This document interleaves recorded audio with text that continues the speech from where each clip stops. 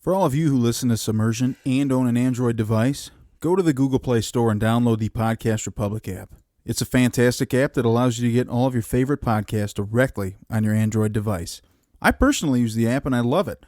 I can search for the podcast I want to listen to, select it as a favorite, and have it just a click away. Make sure you select Submersion as a favorite so you don't miss any of our new episodes every Thursday. Again, the app is the Podcast Republic app, available on Android devices. Episode 126. Woo! Not 106. Wow. Get out of here. Almost screwed that up. Yeah, start it over. Let's start this episode over. Yeah, we've had a number of mishaps already while we're starting, but we have a skeleton crew, not a fleshy crew, tonight. The classic trio. As you can see. I know, it is. It's very classic. As you hear, myself, Jamie, and Santa Claus himself. Oh. I got that premium content. I feel like I got more of an elf vibe. The hat. It kind of does, yeah. Hat's got more of an elf vibe. But I mean, is Santa not an elf? I've been watching origin stories of Santa because I have a daughter, so I have to, watch the classic Santa Claus is coming to town, sure. Rudolph the Red-Nosed Reindeer type stuff. Krampus. And he is indeed an elf. Yeah, so that's what I think. He's just a I guess a larger than life elf. Am I right? Well, he was an orphan, and then he got lost on a sled. Yeah, is that consistent through all the versions? I don't know. It's like to the 50s TV one. It is. I see. What do you got there? Menage a trois. That's what we got going on right now. We got a menage a trois midnight going on after hours with my favorite boys. Yeah. Gosh. Yeah, I feel like I got more of the elf vibe going on since I am not very well endowed with facial hair. I've got kind of that childlike wonderment and that's true. That boyish face. Yeah, this is taking a weird turn. I kind of like it. Not really sure what's going on anymore. Me neither. I was interested in the origin stories of Santa, all the different ones you've seen, but it sounds like you've only seen more or less one origin story of Santa. Well, yeah. I mean, at this point, but I'll have to get into a few more. Okay, so I think there's a huge number now with the streaming stuff going on, where you have a bunch of horror movies. Santa. Well, I mean, there was that new horror film. movies with Santa. Yeah, there's one called Fat Man that I saw that seems to be available. That's with Mel Gibson, and that looks awesome. I've got that on Plex. You seen that? Oh, there we go. Got that on Plex. Does it have a submarine? I didn't know it was already out. Mm-hmm. No submarines? Is there a submarine? No submarines, but we do have a submarine episode next week. You're just going to have to wait to see what we got queued up. But shout out Can I give a hint? Oh, sorry, go ahead. If you want to. Yeah, go for it. So the hint I'll give is that on Bad Movie Twins at badmovietwins.com, we always are very interested in settings, both time settings and physical settings. And we give an A+ if a setting is in the title. So, for example, Boo, A Medea Halloween, is an A+ time setting because it mentions the fact that it takes place on Halloween in the title of the movie. The movie that we're going to watch next week, I believe, if I know the movie correctly, is one of the rare double A+ movies. Yeah. Wow. Yeah, you're right. And I'll give you another hint. It is near Jamie's home turf of Martha's Vineyard. It is in that area of the world. Sure. Yeah. Yeah, it's close. Just like the movie we watched tonight, actually. Is it though? Is it? We should probably get into it. We've been chatting for a little bit. Fall River, Massachusetts. Yeah, that's good to do it. Dive! What began as an innocent conversation among friends would soon spiral out of control and later be referred to by future generations as the eighth wonder of the modern world. Mac East Studios takes you on the journey of your lifetime as your captains, the artist formerly known as Brom, Jamie the Ointment, Kyle El Capitan, and the Gruesome Twosome present Submersion.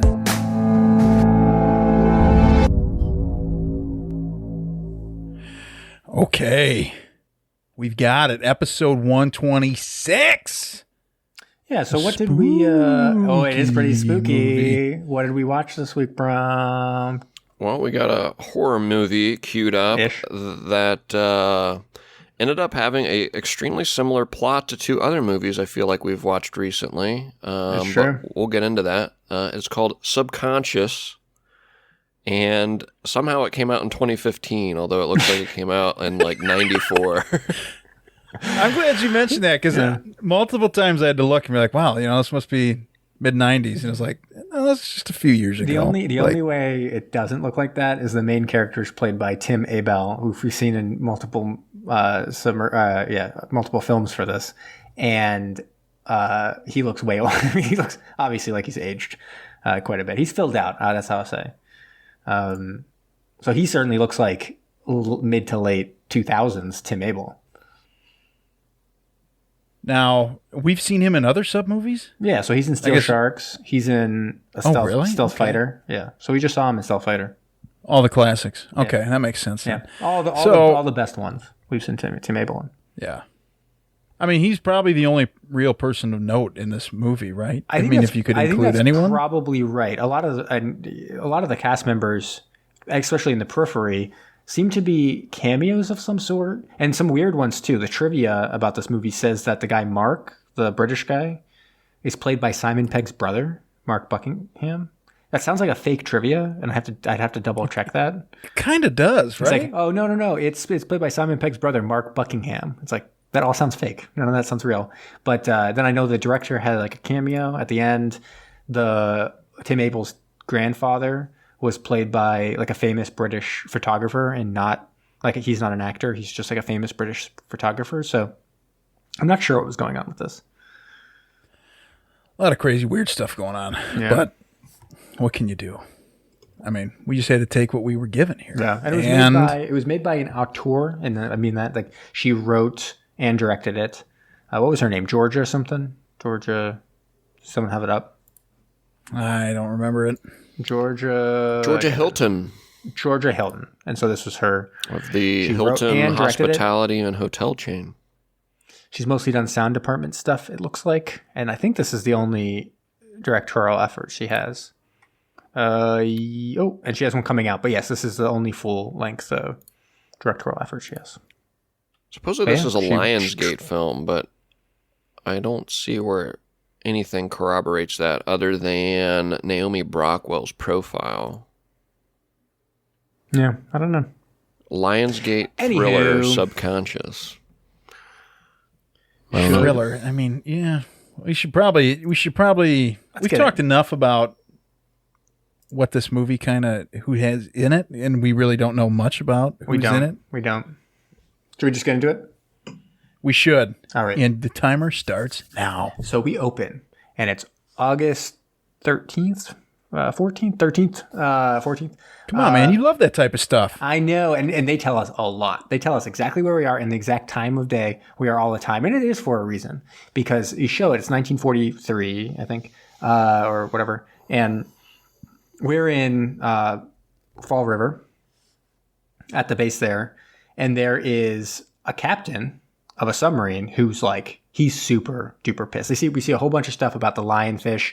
They're like loading torpedoes and doing all kinds of stuff with it, or taking the torpedoes off, I guess. And the captain comes up and is like, "What the fuck, brah?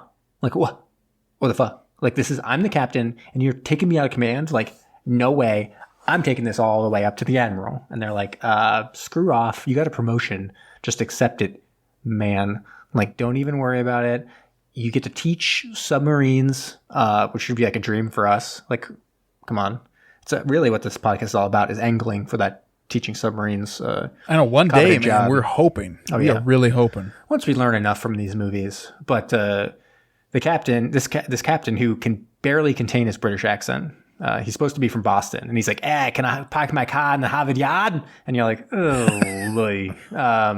Got it. Now that's all I know. Living in the Midwest my whole life, that's all I know how they talk out there. So right, but he's barely really break the mold. Yeah, he's really containing barely containing his British accent, and he goes up and he's just like super unhappy about this. He's like, "I should at least be able to go out in some patrols. Like, what's the big deal? Like, we can still use this boat. We don't have no idea what's actually going on right now." And they're basically like, no, it's shut down. Take the promotion and go and teach submarines. And he's like, shit. And we see them totally seal up the Lionfish. And they're basically they're chaining the hatches. They're doing everything. There's a guy going around, though, inside the submarine taking all kinds of pictures and stuff. Yeah. We see, it was with broken handcuffs. We see some blood. It's like, clearly something happened on the submarine. Something scandalous. Mm-hmm. And so he goes home and he writes, he's writing in his journal or something. He's journaling a little bit. And he goes out and he puts on his submarine thing and he walks out. You see his family and he's like, oh, fuck you guys. And then he heads to the submarine and somehow he gets inside. They never really explain how he knew a secret way into a submarine. I know. What? Even after everybody chaining the hatches, there's a guy standing guard and he's just like, I'm in it now. Yeah, he's like, there's this trap door into just a evaporate submarine? through the walls or something? What's going on here? So anyways, he ends up in there. He writes out a little note explaining, it's a suicide note, but he clearly says, oh, today the crew left. And then he blows his brains out. And then we flash forward. And that's when it gets spooky. It's true. And then I think it's August 12th, 2014. And we see Tim Abell. And he's basically like, screw you, man. Because he's supposed to work at Boston University, I guess as they say. And the guy's, his boss there is basically like, you can't be bothering the Department of Defense all the time. And also, you're drunk. You've got rum right on your desk. So that's unacceptable. So either you clean up your act or you're out of here. And he's basically like, then I'm out of here. I'm going to pack my bags. And so he packs up a box and he gets the fuck out of there. Now, see, that's a good employee right there. He's like, look, I'm going to do what I want to do. I want to be drunk if I want to be drunk. You're going to give me an ultimatum? I'm out of here, dude. Yeah. Yeah. I wish he was tenured, and then that became a whole thing. And they're just like, that's the rest of the movie. You can't even do anything to me. I'm tenured. You know what? That actually probably would have been more exciting, considering they made a two-hour movie out of what was probably a 15-minute short film. I don't know, because it's just a lot. I mean, even at this point, I think we might be 25 minutes into the film, and nothing has happened. And so, and honestly, this is exactly how a film, if someone said to us and they got a gun, they're like, oh no, you got a gun. And they're like, you got to make a submarine film now. I'd be like, okay, here's the plan. We just have a bunch of scenes in a house where we pick up phones and talk to people. And then we rent out a submarine for one day and we shoot this whole thing about how there's a ghost in the submarine. You can't see it. And everyone's like, that's a great idea. And so that seems like what they did here. Because then he goes home and he's sitting there and he's all drunk. And he basically, it's like the person he works for is like, can't be drunk all the time. Aren't you going to pick up that phone? The phone keeps ringing. He's like, fuck that phone. And then she's like, okay, fine, I'll pick it up. And she picks it up and she's like, hello. And then she's like, you really got to take this. And he's like, hello. And then he's like, what? My God, what? My God. I was like, no one's another. Clearly this is act your heart out with this phone and in this room and no one else is going to be here. And he's like, they've given me access to the Lionfish. We got to call everyone. And his ex-wife shows up and she's like, what? I can't believe this is happening. Don't you go running off. This is I can't believe you quit your job, all this stuff. And he's like, this is why you're my ex-wife. And then you're coming with me. And you're coming with me. I need your help. You know all the analytics of this. I've been searching for my grandfather and what happened to him on the Lionfish. Something special has happened. That's why I left you, because you're just obsessed with your grandfather. And then he should have been like, dude, you're not coming with me. Obviously, you don't love this man who gave birth to my dad or mom who gave birth to me. But also, was the person that was with him, was it his grad assistant or something? I think or what? Who was she? I think she was a grad assistant. Clearly, maybe having a bit of love connection with him. Yeah, well, not a fling. I don't know. Maybe she had a crush on him. And was interested in him because she clearly did not like the ex-wife and was basically like, fuck this lady. And the ex-wife didn't like her and was like, screw this girl. Yeah. And but then they got to call in the wild card. Yeah, Mike. Yeah, Mike. A paranormal expert. Yeah, and they have this whole scene. And again, everything is super long. I didn't understand this. Yeah, so he basically was living in England, passing himself off as a paranormal expert. And so he came and basically he'd look at places and be like, you don't have anything here. There's no ghost here. And then be like, $700, please. And the farmer got really angry. He's like, you just came in here, looked around, took some video of things, and now you're charging me £700. Get out of here. And he's like, he chases him away with a shotgun. And Mike's like, I'm on my way, and hops on a plane.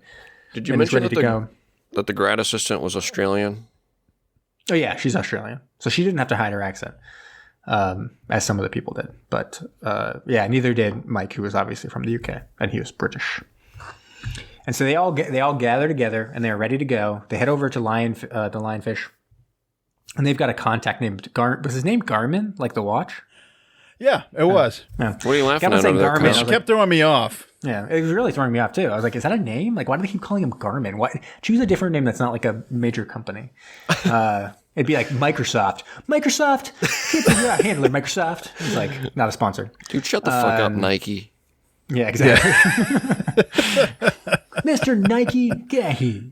But they get on the submarine, and basically he's being a little shady. He's like taking pictures. He's setting up video cameras everywhere to like document. He's basically like, I'm just like watching. Like, I can't interfere. You guys have 24 hours to do your research. And they're like, all right, sounds good. And so they're all gathering. They're getting set to go on the submarine. And I think the first thing that happens is they're kind of just like hanging out, and they're like, what's this dude up to? And the ex-wife is getting like real suspicious, and it's like, fuck this dude. Oh, and then she hates this dude instantly. Yeah. And then they find the skeleton of Mr. Skeleton over there, his grandfather, just like hanging out in the submarine.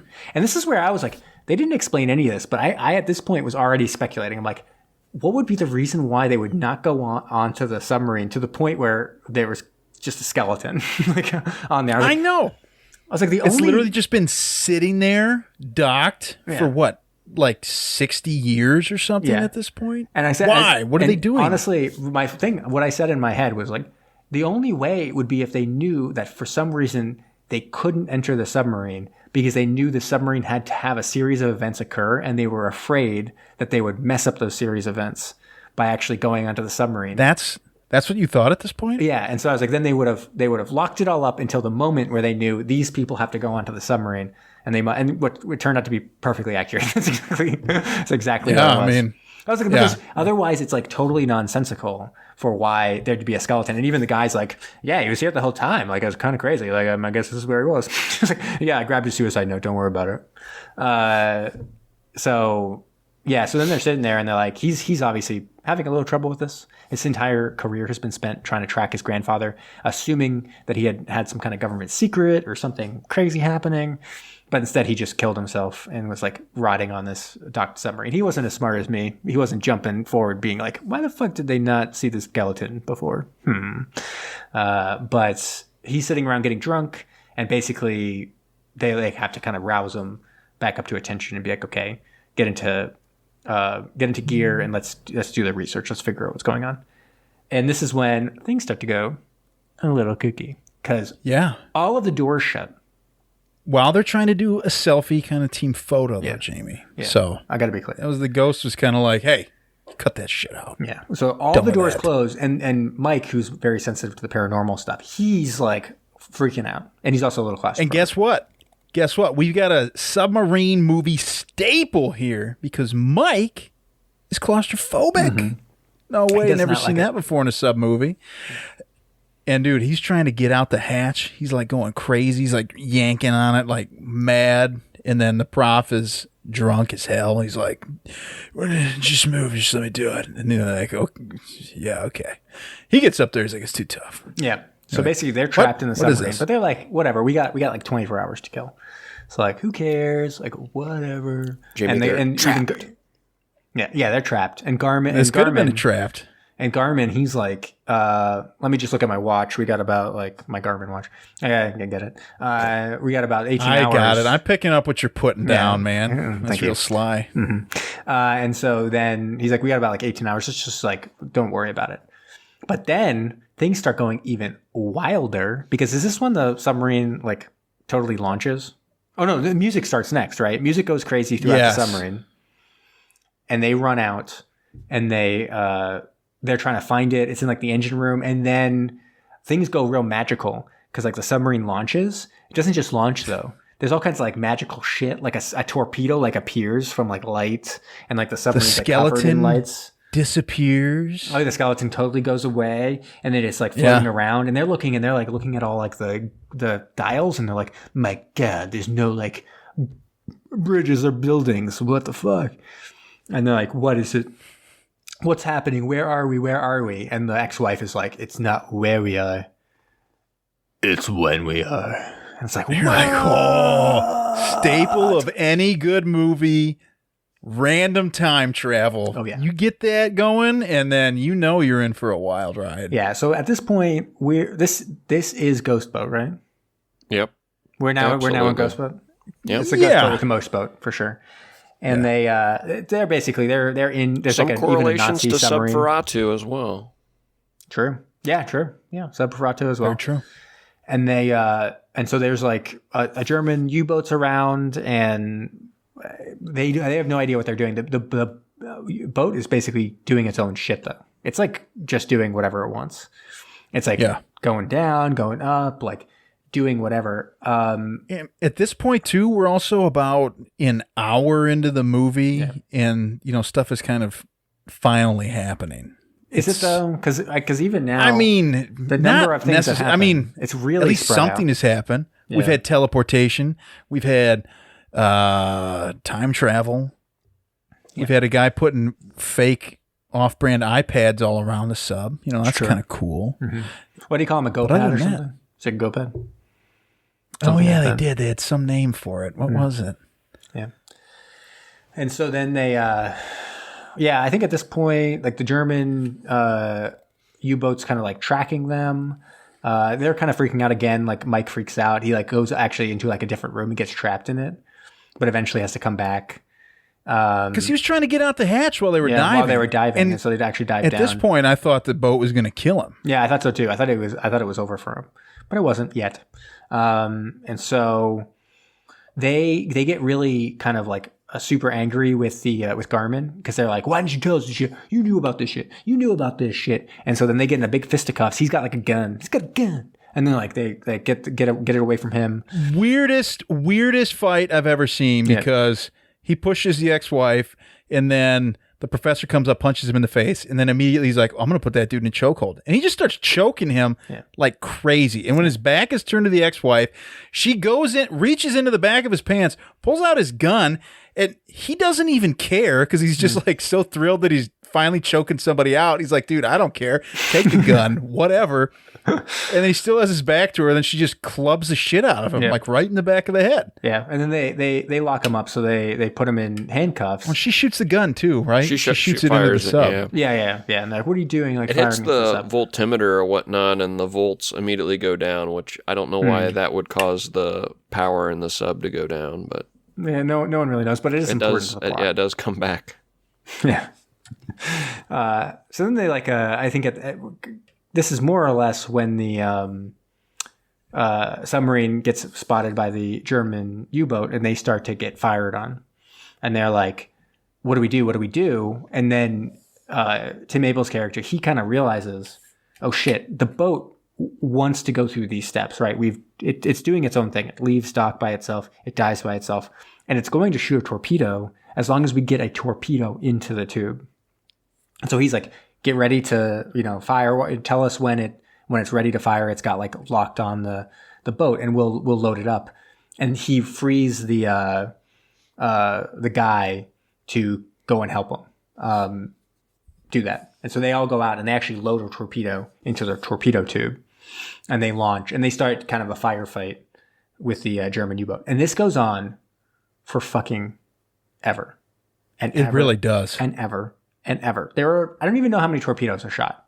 10? I can't even remember. But there's so many just like narrow misses where it just like glides right on by, and kind of, is it the same shot over and over again? I don't know. I was cooking a stew at this point, and at a certain point I was like, this cooking this stew is more interesting than whatever's happening over here in this. On my and I don't iPad. know if you've ever cooked a stew, anybody. It doesn't take that much. It's not that interesting. No, it's really mostly the CGI looked familiar. I don't know if I've seen it somewhere before. I didn't totally recognize it. Especially at the end. I mean, they had the CGI at the end when like the American flag is floating up, and clearly that was all original. Oh, we'll talk about that later. But what is also incredible at this point is several of our crew members spring into action. Like the grad assistant, all of a sudden she takes over the headphones for sonar, and like was next level immediately. She's like, okay, all right, we just hit him. The boat's breaking up. I'm hearing the boat break up. I'm hearing some screws. Exactly, yeah. She said, we got screws in the water. I was like, who is this person? Like, what's going on? You know, and everybody's just like... It's a three-bladed prop. I hear a caterpillar drive. Yeah, I don't know exactly. It's just... She's like instantly like the guy from Wolf's Call, and you're like... Yeah. It's like a retired Russian submarine commanded by the Israelites. Is that right? And at which point now you're like, okay, now I see what the professor sees in her, you know? Right. This is why he's into redheads. That can work. Sonar techs. Right. Very specific set of skills that he's looking for. Yeah. So then they start to get, but that's the thing. They've saved a kind of a fleet from this U-boat. That's kind of what they've been able to do by blowing up this U-boat. That fleet though sees the U-boat explode, and they're like, enemies abound. Nothing's supposed to be in this water. Like, let's start depth charging whatever's down there. It must be a German. And so they go around and they start depth charging, and the whole boat gets like pummeled by the depth charges, and they crash. Now they're truly trapped. They crash to the bottom of the ocean. And in the process, that Australian lady, she dies, man. She does, man. She goes... I had to rewatch the scene because all of a sudden she just died, and I was like, what happened? Wait, I just got an email from work. I literally got an email from work right as you said that, and I watched this scene twice because I fell asleep a little bit after and went back and watched it all 3 times. I missed what happened to this girl. Say one more time for me. How did she die? I was so confused. All right. So they crash into the bottom of the ocean. Like a split second. Like the camera pans over to her, and you just see her go like, like smack her head against the side of the sub. You serious? She slides down. I saw blood on the wall. I'm like, did she get stabbed by the ghost or something?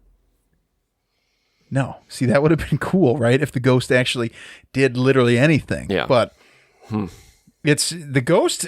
I don't even think we've mentioned it. It has appeared from time to time. Well, just like a face, you know, in the doorway, or at one point, the captain was just. Somebody's like, I got to go do something. And then all of a sudden, the captain was standing there. Like, oh, man. Spooky ghost. Boat. The ghost boat with the most boat. Yeah, so that was correlated with something we had seen in, like, when they were taking pictures in the very beginning of the film. With, like, they had the handcuffs on the ground, and then the blood where she had smacked her head was also one of the pictures they took. And that's actually where Garmin kind of got a little freaked out. Is because he realized he was part of what they had always knew was going to happen, because like he was the one in the handcuffs that they had seen the pictures of and stuff like that. And they must have known from all the stuff that was, you know, well, we'll see at the end of the movie. They must have known that he was a part of it and that he was always destined to be like the handler on the boat. So he's a creator of a GPS company, right? This worldwide business. Actually, it could be the case if you think about the ending of the movie. That'd be really good. It's the son of Mr. Garmin. It's like, it must be him. So it's been destiny. And so at this point, they're basically screwed. But even Garmin's like, okay, he brings the ex-wife into it. And it's like, okay, hear me out. Here's a suicide note. It spills everything out. She reads it and she's like, my God. And like, yeah, now you understand. The audience doesn't yet. Jamie does, but the audience doesn't.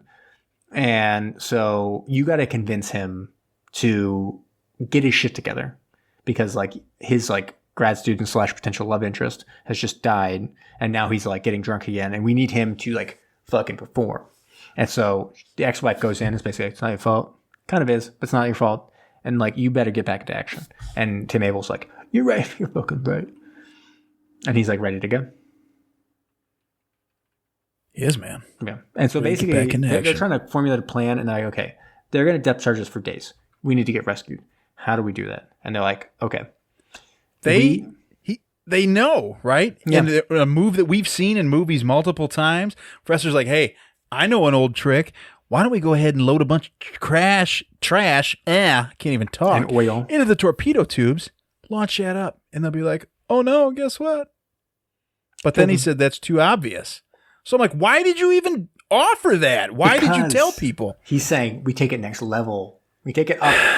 that right here is there, and we know that because we've watched a million of these movies. That's here. That's like amateur hour. You want to ratchet it? He's like, boom, we're bringing it up here, and what we're gonna do is we're gonna put American flags in there. We're gonna put fucking info about us. We're gonna do all that shit, and they're gonna know Americans down here get some rescue. Yeah. And Garmin's like, yeah, good idea. Ooh, get that going. We're about. Timer just went off here. That's pretty good because then they start to load everything up, and at a certain point, Garmin's like, "You better load your Go pads in there," and he's like, "What? It's got my research in it, and also it's like better than an iPad, and no one has it yet, and I invented it. The world wants Go pads, and you want me to just put it in this box?" And he's like, "Put it fucking in there," and he brings out the gun. He's like, "Got a gun," and ex-wife is like, "What the fuck? Put the gun away! Like, just got to." Show him the letter. Show him the letter. He shows him the letter. And he's like, oh my God. Because what they realize is that they've been destined for this the whole time. That his grandfather killed himself because he fucking knew that he needed his grandson to be so obsessed with his disappearance that he would insist that he go onto this boat that would then become a ghost boat, which needed no skill from the people on the boat to actually operate automatically and kill a German U-boat. He brought no special skills to the situation. In fact, none of them did. And yet somehow they needed to be on the boat in order for all these automatic things to occur. Did I get that right? Literally, the only thing that they had to do was load that torpedo, right? Right, exactly. Yeah, because then they're like, you got to put those GoPros in there. Yeah, one job. Literally, technology, basically it's alien technology. You are providing, like an alien, you are basically an alien. He's like, okay, you're an alien. You are giving technology they've never heard of. In fact, they could barely use. And you got to give it to them by sending it up in the water. And he's like, and all fucking makes sense. It makes sense, man. And he loads it into the thing. And they put it in a torpedo and they like launch it. And they push the thing, nothing happens. It's like, shit. And they're like, what happened? And they're like, we don't have any volts, man. And his Mike's like, I can fix this, man. I can fix it. And he goes up and he's like, we got to get into the batteries. So he gets down to the batteries. He's like, I'm trying to fix it, man. But it's really like not super great. And they get depth charged and he gets like trapped down there. And they're like, Mike, are you okay? Mike, are you okay? And Mike's like, I'm okay. I'm okay now. And then he sacrifices himself by electrocuting himself and charges the battery with his body. Amazing. Science. It is. Pretty great. I mean, right? You can start a light bulb. You can turn a light bulb on with a potato or something, right? Exactly, yeah. So, and everyone knows the same principle bricks here. are what, 95% potato? I would think so, yeah. That's a joke out there from my Brit brother, Patrick. Hey, what's up, Spud? And so then they're able to charge it. They launch that shit. We get like a 20, 25, 35, 40 hour scene of the stuff floating up to the top of the ocean. And then it finally floats up to the top. It floats up to the top. And we get the scene that made this movie for me. It's the greatest fucking scene. I'm going to play the clip for you right now. What do you see, Jack? Holy fuck, Jack! Is that an American flag? Jesus Christ! 298 degrees! Ceasefire! Ceasefire! Holy shit, Jack! What do we got? It's an American sub. It has to be. That's an American flag. Keep an eye out. See, we got survivors. Keep your eyes over survivors. Jack, I don't believe. Wait. You see anything else, Jack? Nothing. I got a couple of life preservers. Fuck. Holy fuck. That's my glasses are fogging up here, man. My gosh.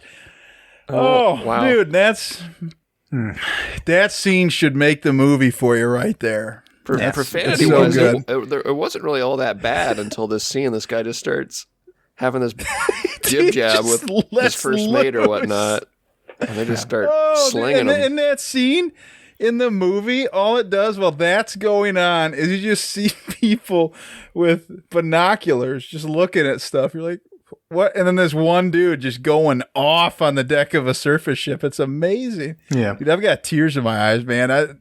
I listened to that clip so many times today.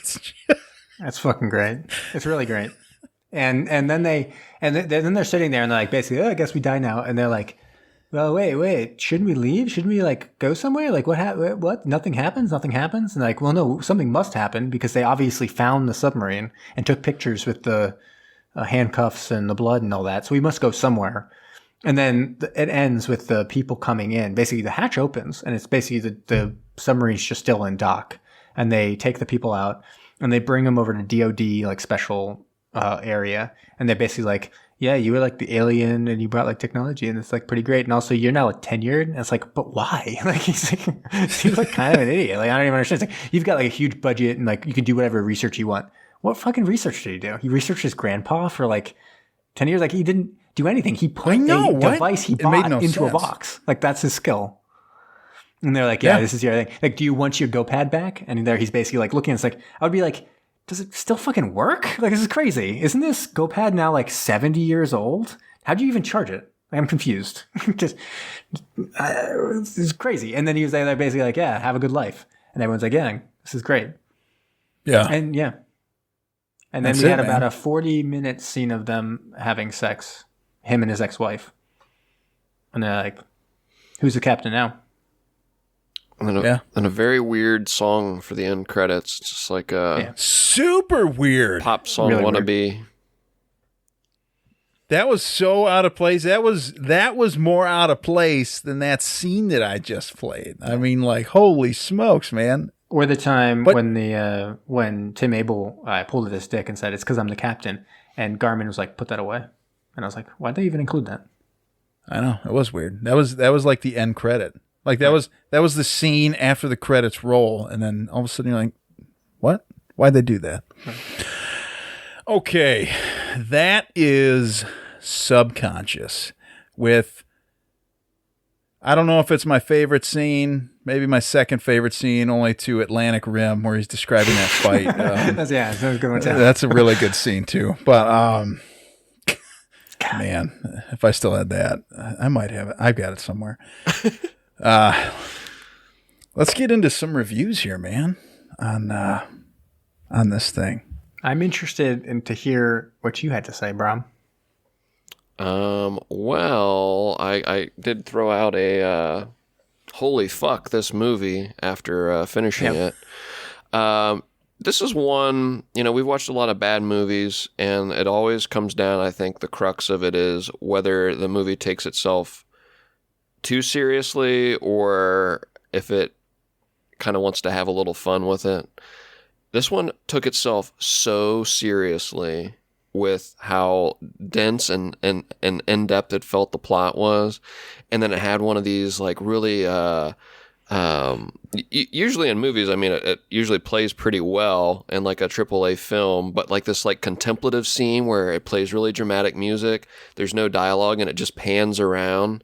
And in this particular case, it jumped from, character to character to check in what they were doing. One guy was like in his bunk, just thinking about life or jotting notes or whatnot. And then it panned to the ex-wife. Again, this dramatic music playing the whole time behind it. And she's like looking at a map and she like is making these really over animated faces, just like as she's like looking at the map.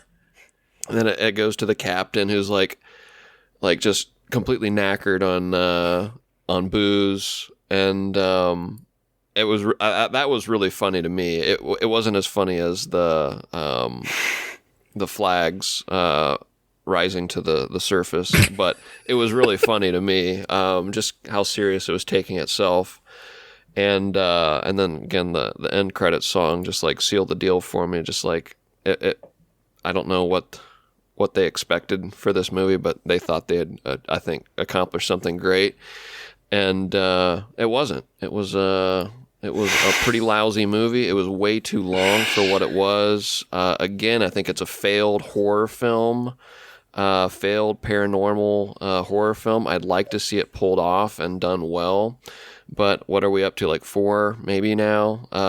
This is actually a very common plot somehow. So you said like this was like 2 other ones we just watched. I mean, obviously Ghost, but what was the other one? I can't even remember. Were you talking Subferatu? There were some similarities with Subferatu. There's some similarities with Below.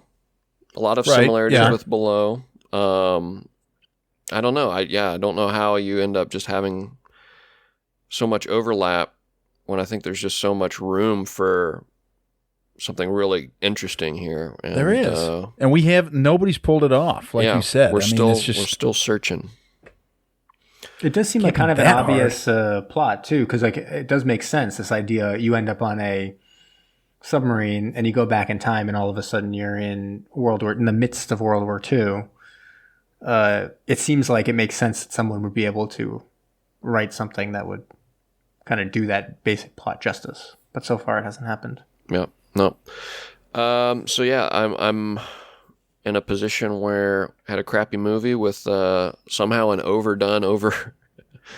overutilized plot that was not well executed. I'm going to give this one, it was a disaster, other than, again, that funny scene at the end there.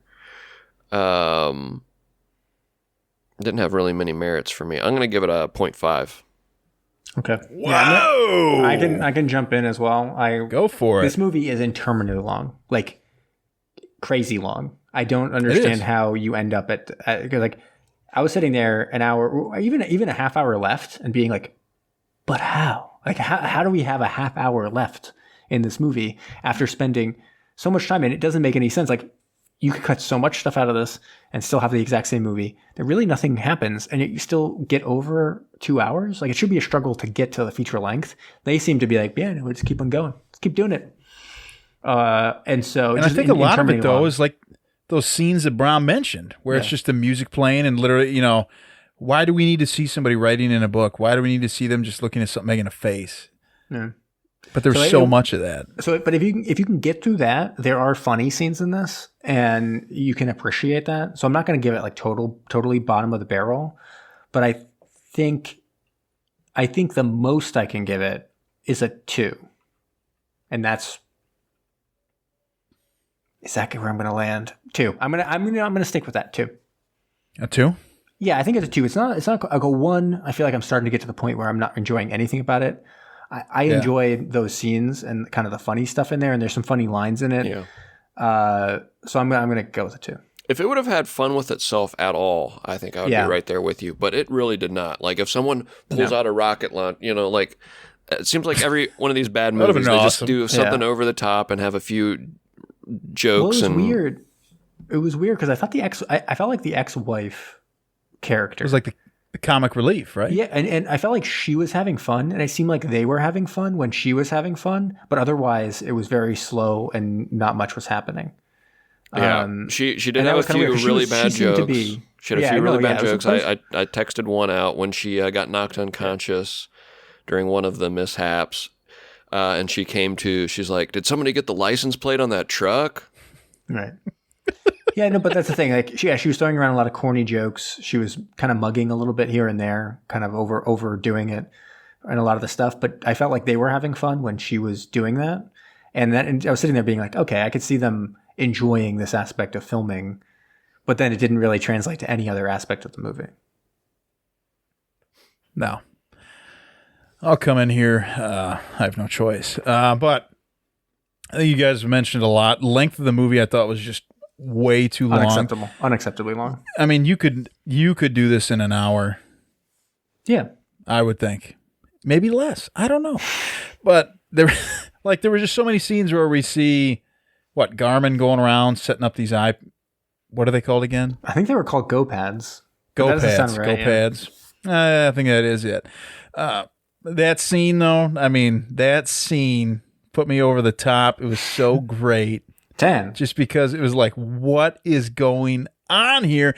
There were some things here that we have seen in other submarine movies. And like I said, when I built that score spreadsheet calculator, I do have to take into consideration that we had a suicide by a person on the submarine or in the movie. So we've seen that a lot in these movies for whatever reason. Claustrophobia. That was mentioned. We had depth charging. Oh yeah. We had fish in the water. Some torpedoes. It didn't happen, but we had talk about releasing like the oil slick and then the clothes or whatever. But we still had the flag go up, which gave birth to just an absolute Oscar-winning performance of a scene. And all these things combined can't save this movie. there were so many times where I was so bored. And we talk about that end credit music, I was just so out of place. Also, when they introduce Mike and he's getting shot at by that guy, there's some kind of like weird similar music at that point that seemed, you're like, okay, maybe this is the direction they're going with the movie.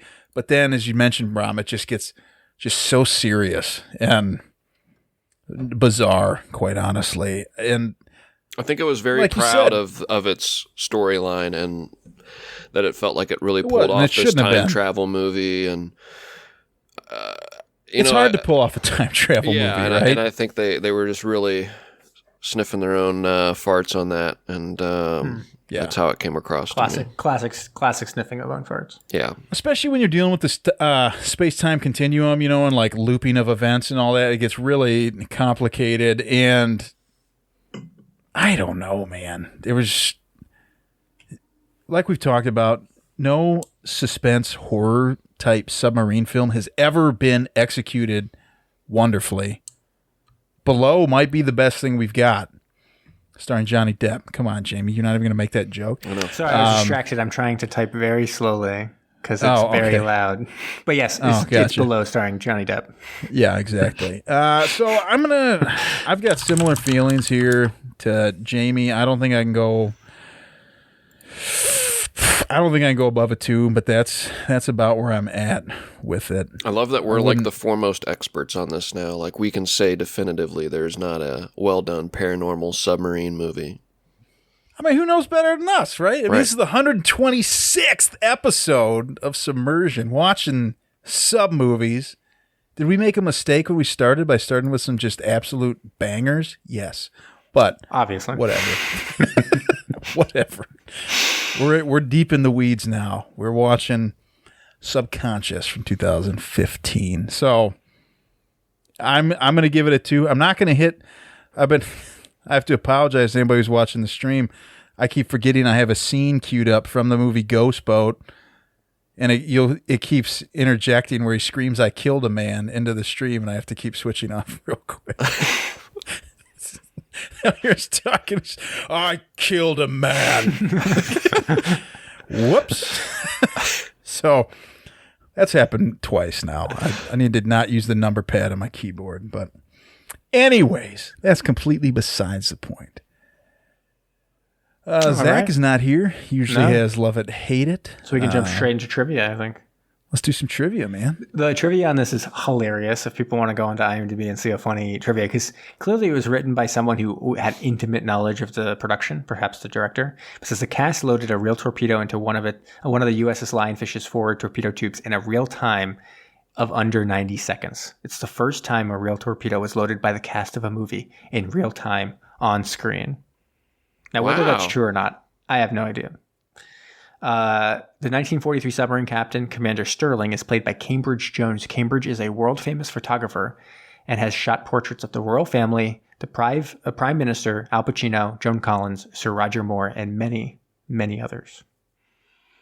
So it's a real submarine, the USS Lionfish. It's located at the Battleship Cove Naval Museum in Fall River, Massachusetts, which is a place not too far from where I grew up. Fall River is... I think it's pretty much on the Cape. It may be on the Cape. I can't remember if it's before or after the Bourne Bridge heading onto the Cape. Did they get to film on the boat? I think it's not on the Cape. That's what it seems like it. Yes, it does sound like it. Okay. Then they said they actually used Humphrey Bogart's car in the 1943 house scene. It was provided by an antique auto collector in Boston, Massachusetts. And they filmed in the infamous Lizzie Borden house in Fall River, Massachusetts. For Commander Sterling's home. Do you guys know what Lizzie Borden is? She gave her mother 40 whacks, right? Yeah. There we go. Yeah. So that's a very Massachusetts-y thing, though, because she was from Fall River. So we learned about that. I don't know much else about it other than that rhyme. I can't remember. What's the biggest story behind Lizzie Borden? I know that's something I knew when I was younger, but... Yeah, whether she killed her parents or not. Probably the answer is probably yes, I would guess. But... yeah, basically her parents were found. When was that from? How long ago was that? I think it was the early 1900s, Lizzie Borden. I'm looking it up right now. She was born in 1860 and passed away in 1927. Yeah, so it probably would have been late 1800s when it actually happened. And then, Subconscious holds the New York City production company record for most pages shot in one working day, 23 and an eighth pages shot in one day of their script. So that's what I'm saying. Like, someone knew a lot about this movie when they were putting this trivia together. And then, Mike Beckingham is Simon Pegg's brother. That's what it says. Really? Don't know if that's true either. And then, just to get into a little Phantom Zone. Little My Phantom word. Zone. I hit the buttons again. Engage the Phantom. Phantom's engaged, sir. You pressed the I killed a man button? I killed a man. I gotta just not even use my keyboard. I was trying to respond to somebody saying something on the stream, and things got out of hand. Luckily, I hit the Phantom Zone button, though. That's pretty cool. Yeah. I'm getting it figured out here. But, so this is easy because obviously Tim Abell, as I mentioned, is in some truly great movies, including actually Agent Red was another one he was in, although he was only in that one because he was in the movie that they took scenes from to make Agent Red. So he's originally in the Dudikoff film that they took scenes from and put into Agent Red. But I mean, I guess the more interesting thing is the fact that this actually, the executive producer of this was Ed Harris. Did we note that at the top? Ed Harris produced this one? No, I think we missed that. No, we did not actually. Kind of surprising. Yeah, because I don't know because one of the things you might ask yourself when you watch this movie would be, why is this called Subconscious? So guys, do you know, like, why would this be called Subconscious? See, I wondered that after I watched it. Maybe. Well, the real answer is because it was based on Ed Harris's dream. It's actually not only his dreams that he has at night, but his dream board that he makes for all his wishes that he wants to come true. And one of them was to make a submarine movie about his dreams. And his dream was that he would get onto a submarine and then realize his entire purpose of his life was to be on that submarine and sacrifice his life for his country, but also he would invent the iPad. So they took that and they were like, oh man, we have to make a movie about this. How do we have the inventor of the iPad also save the world by being on a submarine? And this is what they came up with. And he watched the movie and he said, this is brilliant. It's exactly what I want. We will release this to every movie theater in the world. And they did. And it made $250 million opening weekend. Wow. It's a story of this movie. I mean, it's kind of interesting that it ended up being semi-forgotten. I'm not sure people remember that. Yeah, but I didn't know that. Yeah. I mean, that's the thing. Is this one they're going to release on 4K here shortly? Yes, I believe they're going to release it on 4K and 5K. Ooh, I like that. Mm-hmm. Then do you guys want to do a little trivia? I did. That's what I was doing a quick do it, man. Google. Let's do it. I'm always down for trivia. Now, I wanted to find this one because using that off of that thing, Subconscious, I wanted to find one that was really hard. There were some other ones where I was like, oh, that's easy. I think I found maybe the single hardest Jeopardy category I've ever seen. So you guys ready to get totally owned by this Jeopardy category? Bring it on. Who wants to go first? Trebek. I'll go. You want it, little elf man? I gave the lowest score. You typically make them go first. All right. So 400, 800, 1200, 1600, and 2000. So what score do you want to choose and get wrong? 400. All right, 400. He studied physics at the University of Munich with Professor von Jolly and got his doctoral degree in 1879, the year of Einstein's birth. This is gettable. I don't know. So it's called Max Factor. By the way, this is called Max Factor. I got to be clear about that. Max Factor is the category name. Oh, dude, Max von Sydow. No. So he studied physics at the University of Munich with Professor von Jolly and got his doctoral degree in 1879, the year of Einstein's birth. This is gettable if you were like a science person. So if we had Alex on here, he would probably get it. We have on the stream. We do have a submission. So if Brom, you don't get this, we'll use theirs and see if it works. It's a scientist named Max. I don't know. You're gonna run out of time. All right. What you got, Kyle? What's the stream say? From Embers of Stern, who is Max Planck? Correct. Wow. Okay, so we're losing, guys. We're losing. Nailed it. There you go. All right. Kyle? Right. What number you want? 800, 1200, 1600. The stream is winning. Just move me up one. Let's go up one. All right. Maxwell Perkins persuaded Scribners to publish his first novel, This Side of Paradise. Maxwell Perkins persuaded Scribners to publish his first novel, This Side of Paradise. So it's the writer of This Side of Paradise. This is also gettable, I think, but it's still a hard question. This Side of Paradise? Mm-hmm. This Side of Paradise. Paradise. Am I trying to find out the word "this"? What that is? No. So it's Maxwell Perkins is a publisher or someone. He persuaded Scribners to publish his first novel, This Side of Paradise. So you were trying to name the writer of This Side of Paradise. It's not another Max though, because Ryan, it's not another Max. This is not a Max. This will not be a Max. Oh, Eddie Money. Eddie Money. Eddie Money. That is incorrect. Does the stream have anything? Oh, let me see. I've got this side of paradise. Paradise. Pack your Let's bags. see. We'll Anyone leave on the day stream? after Anybody got a guess? This Side of Paradise author. Well, they've had plenty of time to doesn't look Google like it by now. Yeah. No idea, it says. So it is Fitzgerald. F. Scott Fitzgerald. F. Scott This Side of Paradise. Fitzgerald. Jeez. So I would have gotten these first two. I'm like just Would like, you? I'm a brainiac. All right. Okay. So Brom, what do you want? 1200, 1600, 2000. Max Ernst was a founding member of this art movement in which the images grew out of the subconscious. I think I can get surrealism. that. Yeah, surrealism. Very nice. The subconscious one you get. I wouldn't have got that. Let's do it. There you go. All right, Kyle, 1600, 2000. You asked an artist an art question. Yeah, come on, dude. All right, give me 1600. See, this is actually not possible. Because it says here, he's the Jacobin, is that how you pronounce it? Leader seen here, and it's an image. So Dang it. You can't show me the image? And then I can't show you the image because it's not found when I click it. Oh, all right. Well, then give me the other one. Yeah. So the other one. Why this will even be the offer last one. that one up? Come on. Yeah, so that would be Max. I didn't realize it. So it's Max Robespierre. I actually would have shared my screen to you if it worked, but it didn't. So it's Max Robespierre. Then 2000, this Russian's novel Mother was dramatized by Bertolt Brecht. This Russian's novel Mother was dramatized by I watched this movie on the plane. Brecht. It stars Ed Harris. Mother. I think you may have the wrong We've thing, talked but about that's doing okay. a countdown of my top 5 movies that would be really weird to watch on a plane, and this was supposed to be on the list. I'm not sure we're thinking of the right Mother. one. Mother. Yeah, but this Max- Russian's novel Mother was dramatized by Bertolt Brecht. Bertolt Brecht. This Russians. I'm going to say that I don't know. You do not know. It starts with a Max. Let's It see. is. Anybody? Oh, hold on. Mr. Richmond from Brandbeard Gaming says Max Jesus. So Max Jesus is very close. It is Maxim Gorky, and everyone knows in Russian, Gorky means Jesus. Wow. Classic. There we go.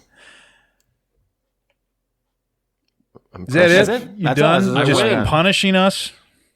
Yeah, you did win, I guess. Very Back nice. surrealism. Let's go. I was going to say Rorschach because I'm an idiot, but it is what it is. That's all I got. I'm done. So see you guys. Wow. All right. Guess what, guys? It's time.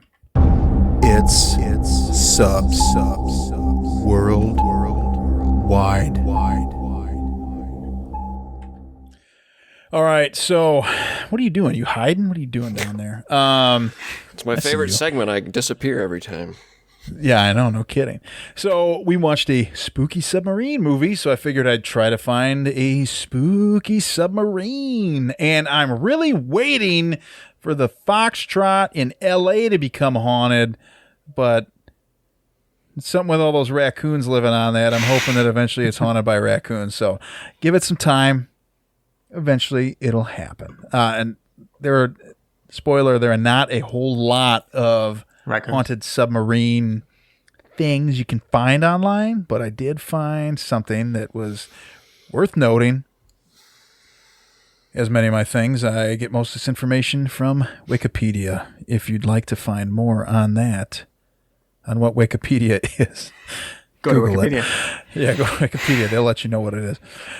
So I found the submarine, the SMUB-65. It is a German Type 3, commissioned on August 18th, 1917. It has a length of 182 feet, 2 inches, a beam of 18 feet, 11 inches. It is a diesel-electric submarine with 2 6-cylinder engines generating 1,050 horsepower and 2 electric motors generating 780 ship horsepower. That's a lot of horses. Now, it is a lot of horses. And with that many horses, you can only cruise along at the surface at 13.3 knots or 8 knots while submerged. With Probably a range because of all the ropes attached to the horses. They're very heavy. I know. Yeah, they're dragging through the water. It's such a pain. Has a range of 8,420 nautical miles. I wonder if they built that on purpose to add that 420 in there. Has a test depth of 160 feet. It held 34 people. For weapons, it has 5 torpedo tubes. It held 10 torpedoes and had an 8.8 centimeter deck gun. Wait, I'm confused though. Hold on. So you said how many people? 34? 34. And it held 10 torpedoes? Yeah. So it has to, each torpedo has to crush 3 to 4 people? Seems like a lot of people to actually, crush. Yeah. Well, you'll see something here about people getting crushed here very soon. During its patrol, the submarine sank 6 merchant ships, damaged another 6, and is credited with sinking the British escort Anchusa class Arbutus, however you say that. Now, the wreck for this submarine was discovered in 2004 right off the coast of the UK. I mean, we're talking 3.5 miles off the coast. It's kind of cool on Wikipedia. It gives you the coordinates, and so you can go on Google Maps, find it, and then I measured to how close it was to the coast. And it's near a town called Polzeath. I'm sure I'm pronouncing that like a Midwesterner would, incorrectly. And there are several things here on the submarine that might make it haunted, but I'm going to let you decide what you think. So, early in the career of the U-boat, Second Lieutenant Richter was killed when a torpedo exploded. Exploded. During construction of the boat, 3 people died from asphyxiation from diesel fumes in the engine room. 2 more people were crushed to death by a falling girder during construction. Girder. I know, not the torpedo you were hoping for, Jamie. While construction... can't talk. While conducting sea trials, a crew member who was inspecting hatches on top of the boat was swept overboard, never seen again. During a test dive, one of the ballast tanks fractured and caused the sub to sink to the bottom of the ocean floor, which is very dangerous for a lot of these old boats, especially because you can't renew the oxygen in there. After 12 hours, they did get it surfaced. Nobody wanted to go on this boat because they're like, this boat's haunted. It's even been rumored that Germany brought in a priest to exorcise the boat. Wow. And according to a book called Tales of Real Haunting by Tony Allen, he says that one of his sources says an American sailor saw someone standing on the deck right before it went down, rumored to be Richter, the second lieutenant who was killed by exploding torpedo. Now, there's some stuff here with this sub that might make you think, what could have happened? So Germany originally has it in their records that the sub was lost to a premature explosion with a torpedo inside one of the tubes. And a U.S. submarine has said that it was driving around this area and it saw the submarine sitting on the surface, just like a sitting duck, wasn't moving, couldn't do anything. So they thought, well, we're going to line up, take the shot, sink this thing. And when they went to do it, all of a sudden the submarine exploded and then just sunk into the ocean. Now, when the wreck was discovered, there were no signs of a weapon hitting the boat at all. So, or an explosion. People think that, well, I'll get into that in a little bit. And also hatches were open on the submarine, so people may have tried to escape from whatever happened inside.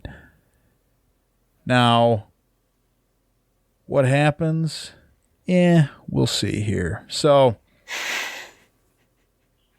what was I even trying to say? Losing it here. You're like reading. You're like, and then what? So, anyways, blah blah blah. You're like me Back making to what up I was an talking Ed about. Harris story right now.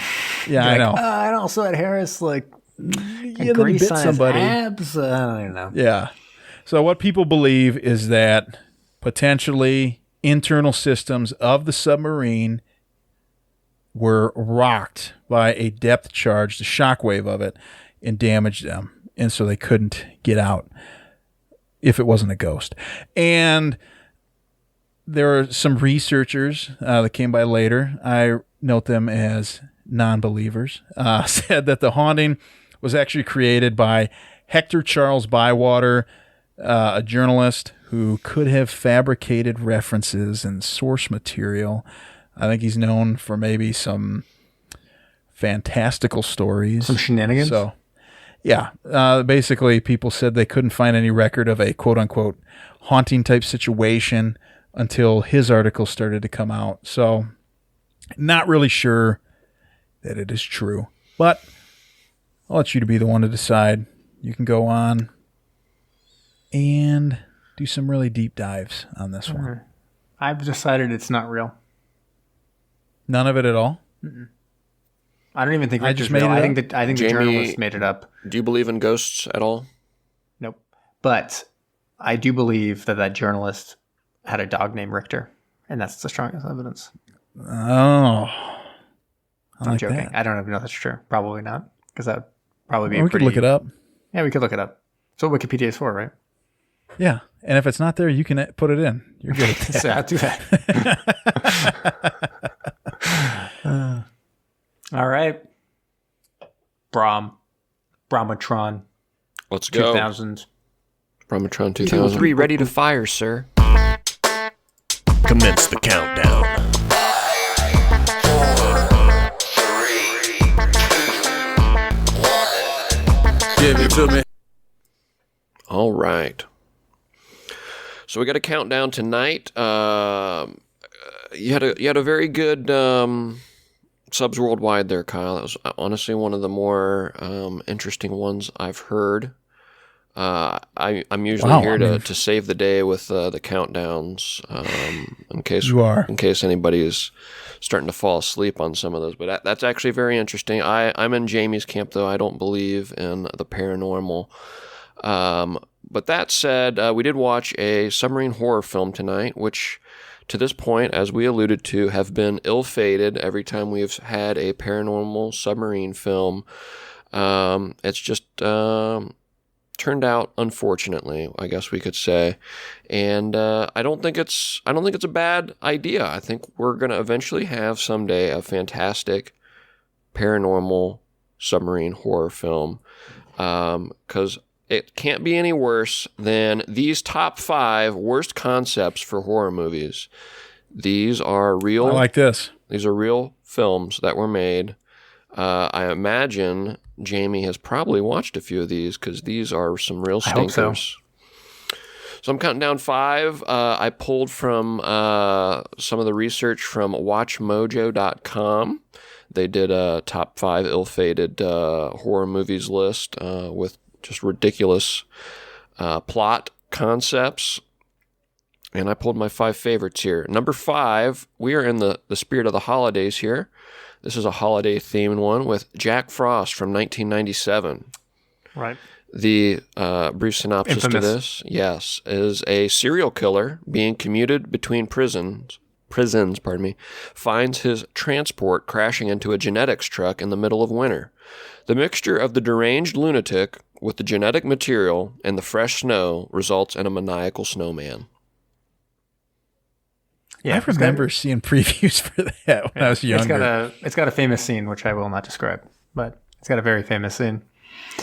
Is it worth watching, Jamie? Yeah, well, so the scene involves the snowman and his nose, a carrot nose, being used in some kind of sexual manner. My word. Yeah. So. Wait, is this with Michael Keaton? No, this is a different one. Okay, so there is, yeah, okay. That actually gets mentioned in Watch Mojo. Name the same one. Yeah. Number 4 is Grabbers from 2012. Sea Aliens. It actually looks pretty good production quality.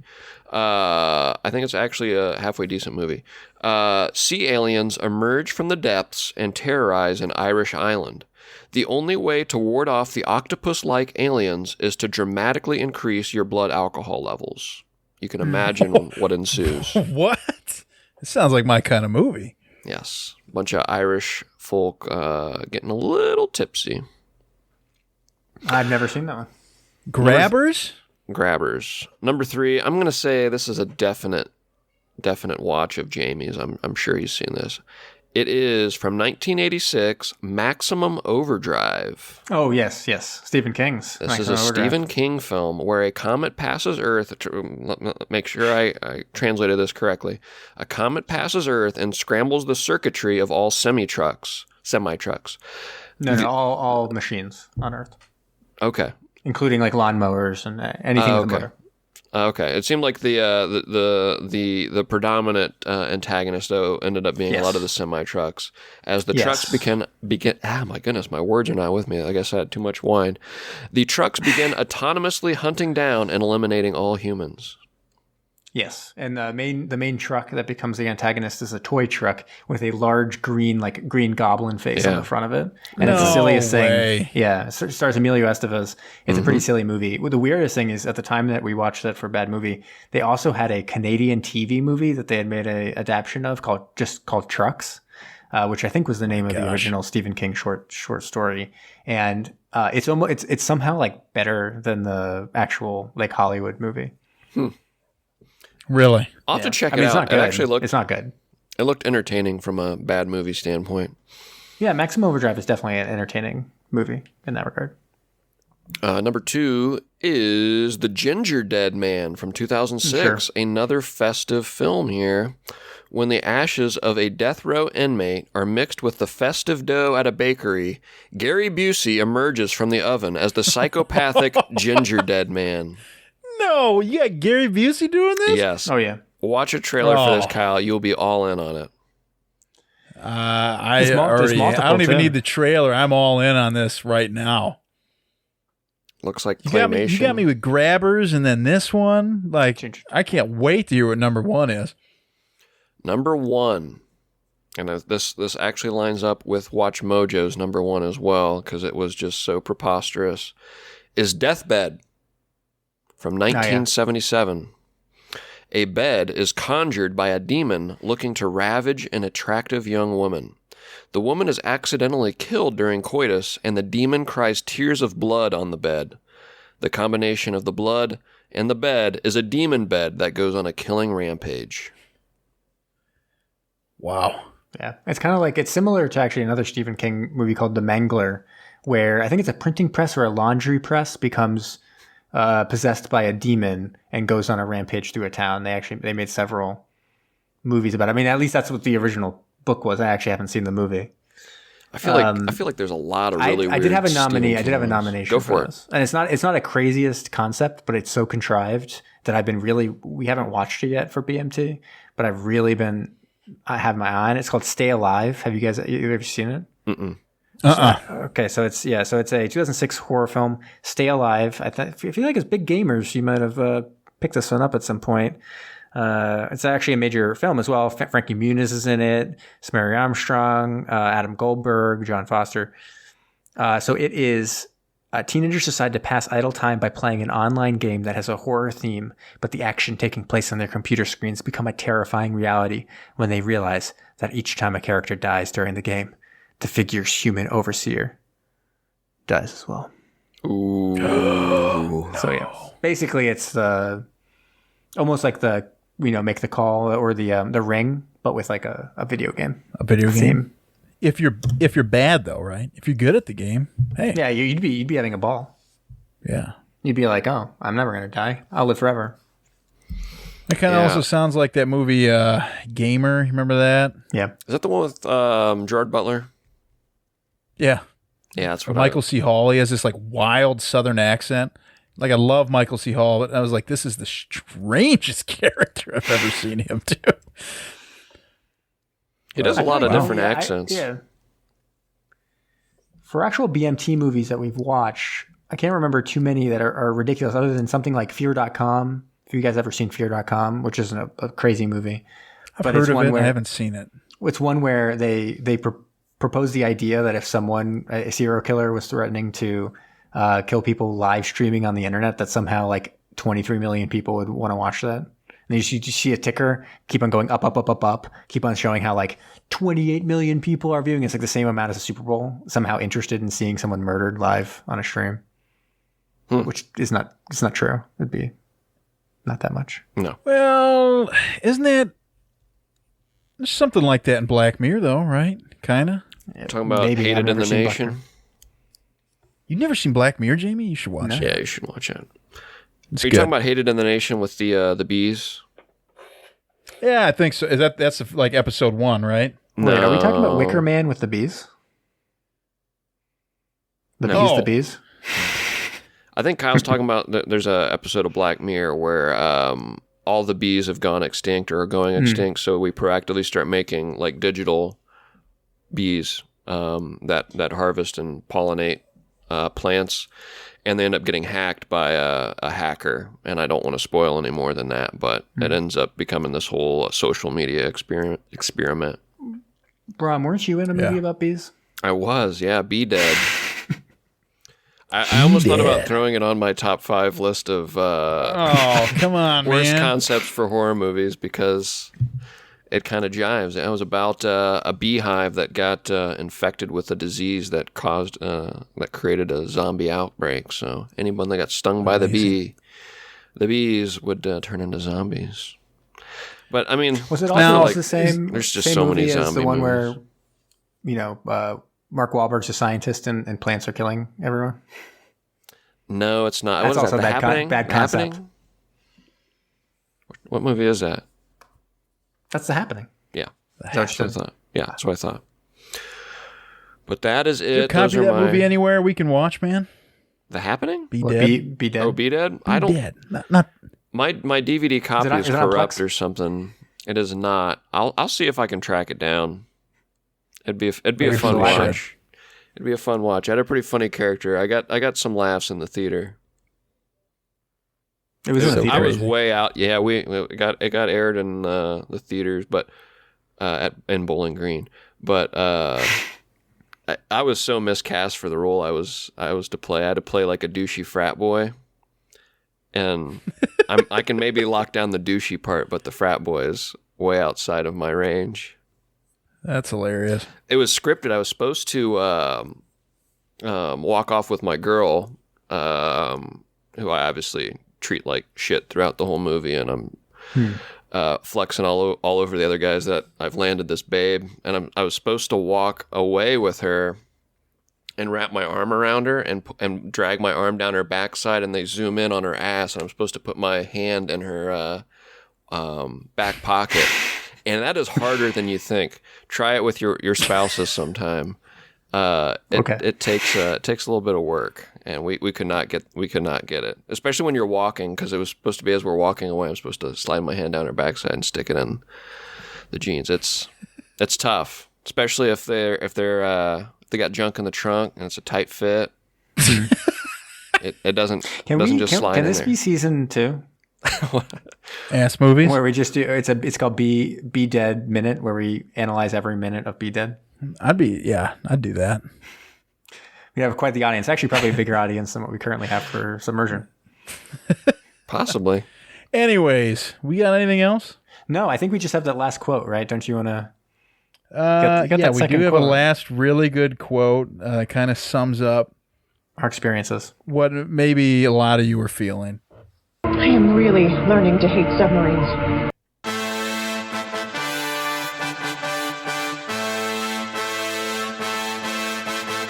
Thank you for listening to Submersion.